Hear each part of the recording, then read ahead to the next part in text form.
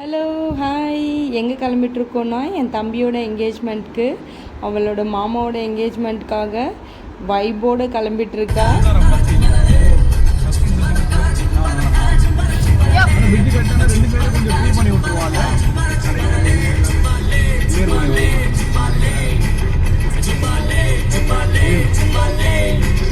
Next day morning தான் engagement. ஆனால் before டேவே எல்லாருமே வந்தாச்சு வீட்டுக்கு.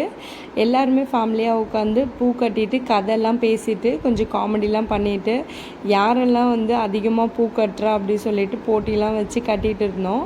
அங்கே கொண்டு போகிறதுக்கு கொஞ்சம் கிஃப்ட்ஸ் எல்லாமே பேக் பண்ண வேண்டியது இருந்தது.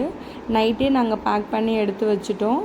மார்னிங் எல்லாருமே கிளம்பி வேன்லேயும் கார்லேயும் ஸ்ப்ளிட் ஆகி கிளம்பி வந்தாச்சு. எடுத்துகிட்டு வந்த பிளேட்ஸு கிஃப்ட்ஸ் எல்லாமே அங்கே அரேஞ்ச் பண்ணி வச்சாச்சு. இன்னும் 2-3 தட்டு மட்டும் நாங்கள் அங்கே போய் அரேஞ்ச் பண்ணிக்கிட்டோம். ஏன்னா பூவு, பழம், தேங்காய், அதுக்கப்புறம் பொண்ணோட புடவை இது எல்லாமே அங்கே போய் பிளேட்ஸில் வச்சு அவங்களுக்கு கொடுத்துட்டோம். அதுக்கப்புறம் கொஞ்சம் ஃபார்மாலிட்டிஸ் நடக்கும். பொண்ணு வீட்டுக்காரங்க பையனுக்கு ஸ்வீட் ஊட்டி விடுவாங்க. அதே போல் பையன் வீட்டுக்காரங்க பொண்ணுக்கு ஸ்வீட் ஊட்டி விடுவோம். அது முடிஞ்சதுக்கப்புறம் நம்ம கொண்டு வந்திருக்க ஜுவல்லு பொண்ணுக்கு போட்டு விட்டுடணும். போட்டு விட்டதுக்கப்புறம் என்னங்க சாப்பிட தான் வாங்க போகலாம். பிரியாணி தான் நம்ம எப்பயுமே ஸ்பெஷல் பிரியாணி.